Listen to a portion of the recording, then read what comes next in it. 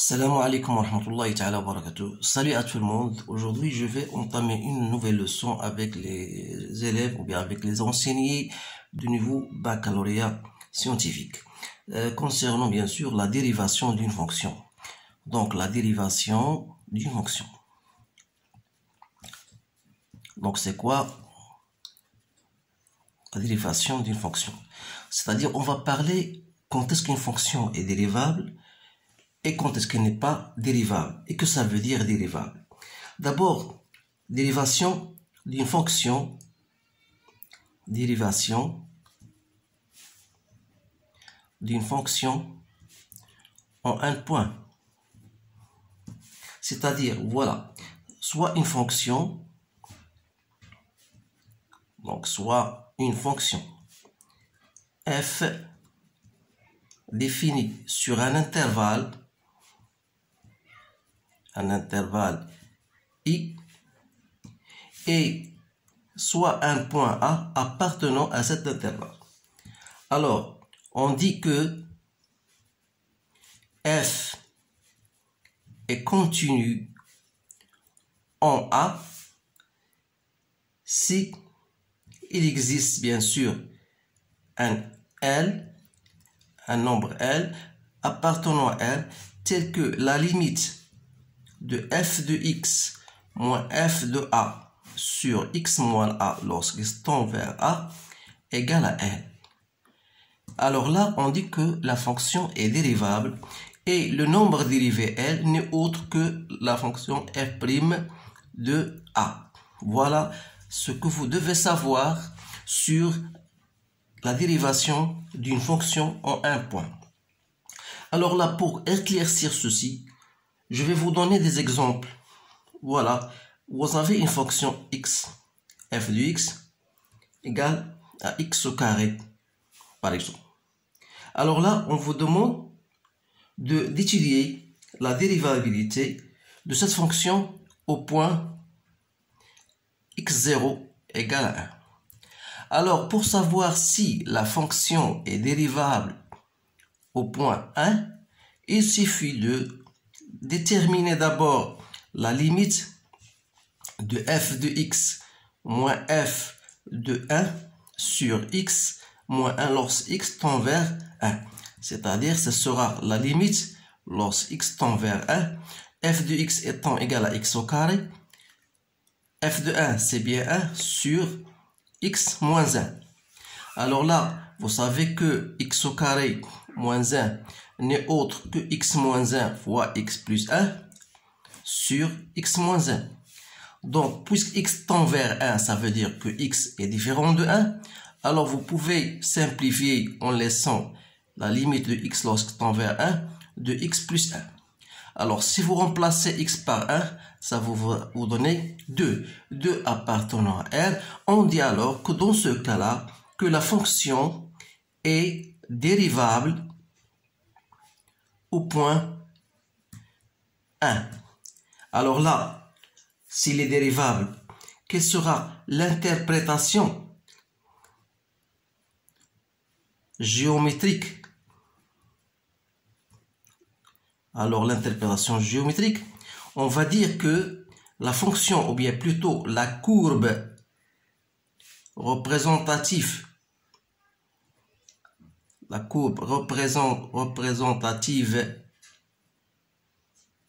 de f, c'est-à-dire c de f, admet une tangente d'équation, bien sûr, une tangente, bien sûr, au point 1 d'équation y égale f' de x0, c'est-à-dire en général, fois x moins x0 plus f de x0. Ça, c'est l'interprétation, bien sûr, géométrique. Dans notre cas là, comme étant f' là de x, vous savez que la dérivée de la fonction x carré, c'est 2x. Alors là, f' de 1 n'est autre que 2. Alors y, ce sera 2x moins 1 plus f de 1 qui est égal à 1 Donc c'est 2x moins 2 plus 1, ça fait plus moins 1. Donc ça, c'est l'équation de la tangente. Alors là, on va savoir par la suite comment tracer cette droite. C'est une droite affine, bien sûr qu'il est facile de la construire en prenant 2 points. Il vous suffit de prendre 2 points et construire l'équation de la tangente. Alors là, on va passer à autre chose, c'est la dérivation à droite et la dérivation à gauche. Alors là, dire qu'une fonction est dérivable à droite ou bien à gauche, limite de f de x moins f de x0 sur x moins x0 lorsque x tend vers x0 plus, ou bien on dit x supérieur à x0, ça, on trouve une certaine limite L. Alors si L, bien sûr, appartenant à L, on dit que la fonction est dérivable à droite de x0 et on cherche ensuite la limite de f de x moins f de x0 sur x moins x0 lorsque x tend vers x0 par valeur négative, et on trouve une autre valeur L qui est la même. Alors dans ce cas, on dit que la fonction est dérivable à droite et à gauche, et en plus de ça, puisque les deux limites sont égales, on dit que la fonction est bien dérivable au point x0. Mais si jamais la dérivée à droite est tout à fait différente de la limite à gauche, alors là, dans ce cas, la fonction n'est pas dérivable au point x0. Alors, je vais vous donner un autre exemple pour éclaircir cela. Vous avez maintenant la fonction f de x égale la valeur absolue de x. Alors là, vous savez que étudier la dérivabilité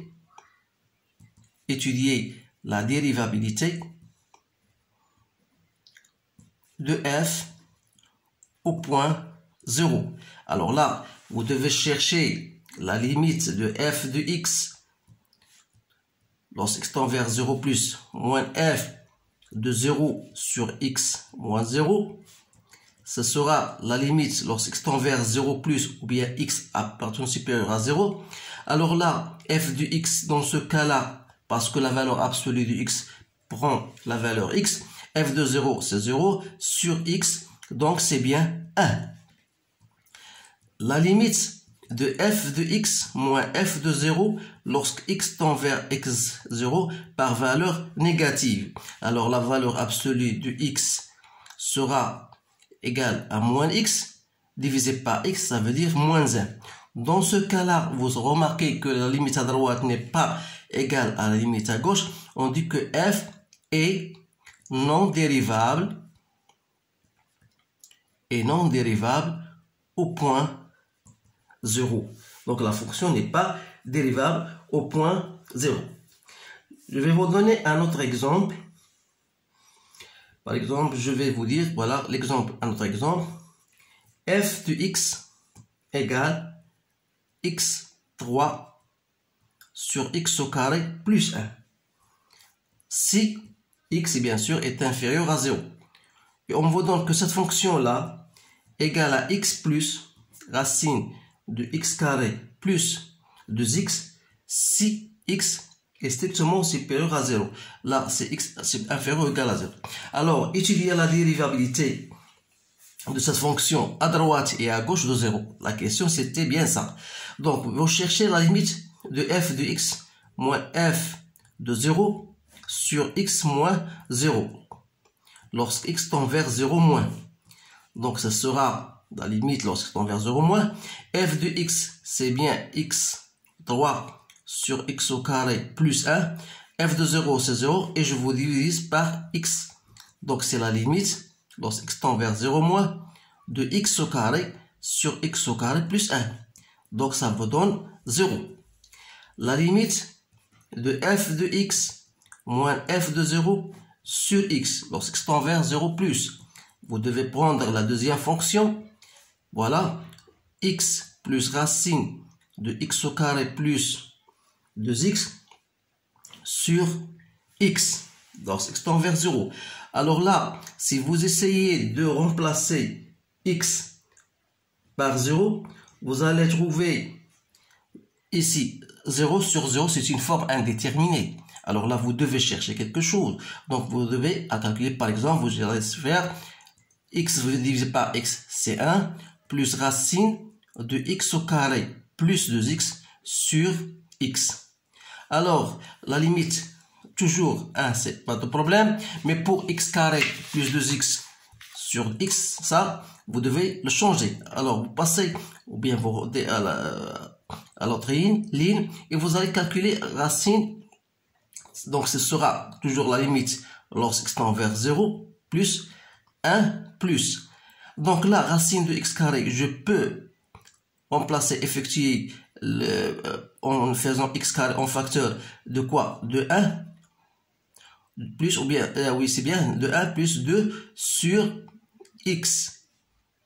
C'est bien ça. Et je divise par x.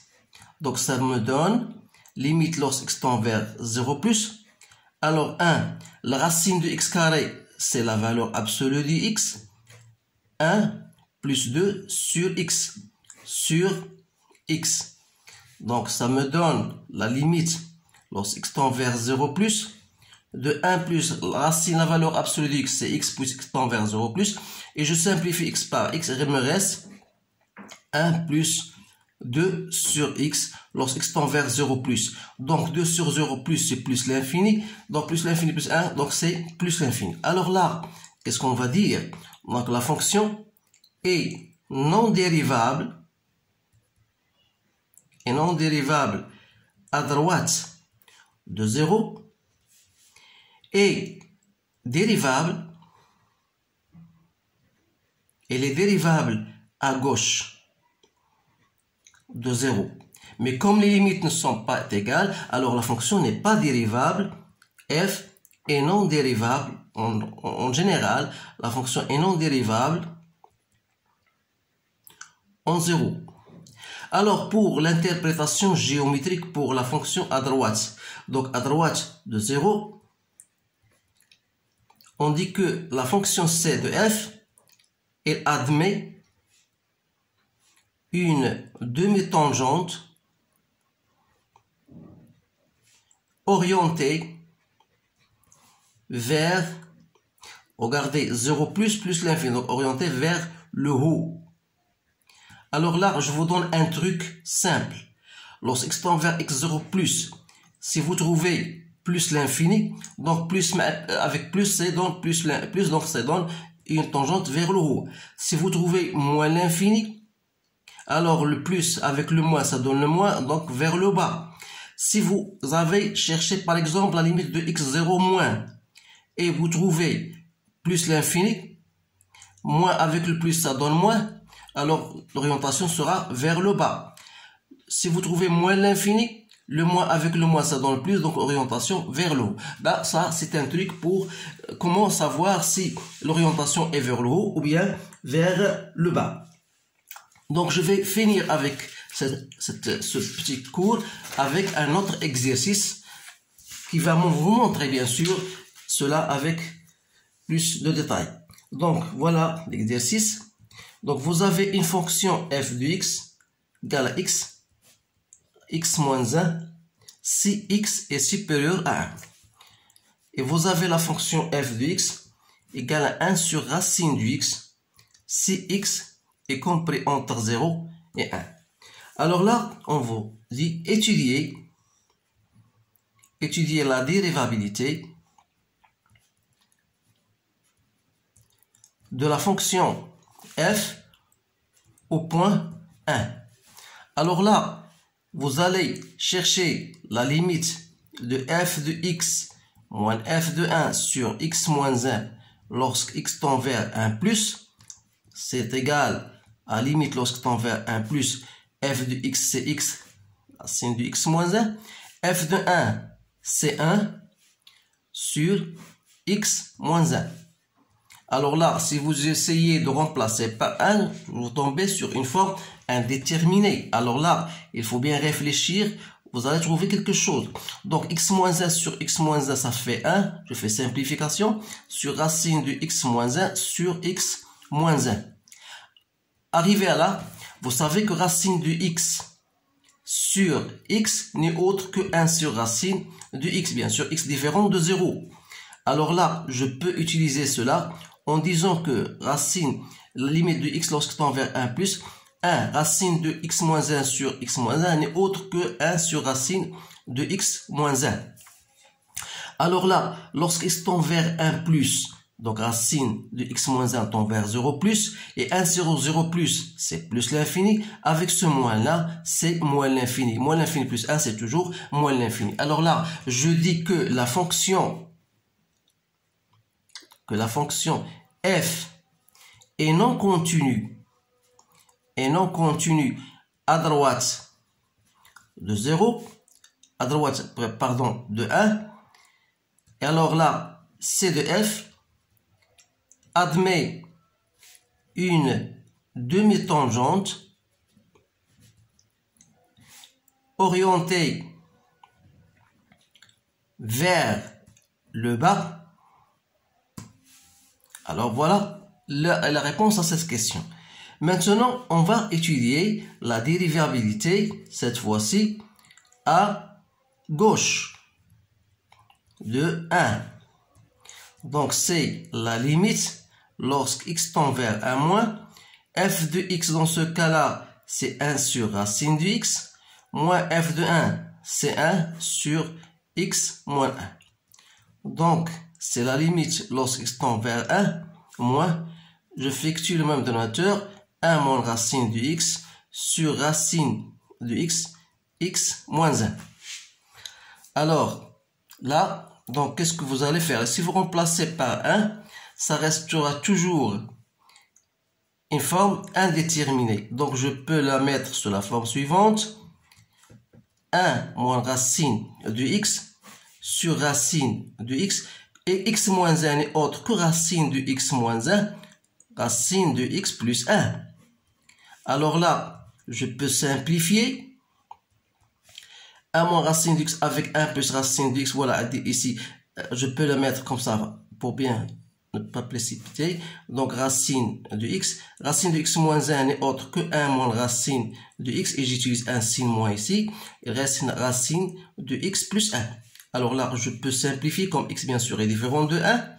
Donc, c'est la limite lorsque x tend vers 1 moins de 1 sur racine de x plus 1 avec un signe moins. Donc, si vous essayez de remplacer x par 1 plus 1, ça fait 2. Donc, ça vous donne moins 1 demi qui appartient à R. Alors là, qu'est-ce qu'on va dire? Que la fonction f est dérivable à gauche de 1. Et cette dérivée qu'on a trouvée n'est autre que f' de 1, c'est-à-dire c'est moins 1 demi. Alors, la fonction est bien dérivable à gauche et non dérivable à droite. Mais en conclusion, la fonction n'est pas dérivable au point 1. Alors là, voilà en résumé ce que vous devez savoir sur la dérivabilité d'une fonction. Donc, l'important dans tout ça, c'est de savoir calculer les limites. Alors là, j'insiste que les étudiants doivent faire trop d'exemples pour pouvoir, bien sûr, déterminer la limite. Parce que si vous ne savez pas comment déterminer la limite, alors là, vous ne pouvez pas montrer que la fonction est dérivable ou non à un point bien donné. Donc, dans la suite, on va savoir comment étudier la dérivabilité sur un intervalle. Quand est-ce qu'on va dire qu'une fonction est dérivable sur un intervalle ou non. Alors là, j'ai terminé donc avec vous cette résumé plus ou moins sur la dérivabilité et on va voir par la suite s'il y a des exercices. Donc, je pense que j'ai bien terminé. Je vous laisse et je vous remercie de votre attention. À bientôt. Salam alaikum.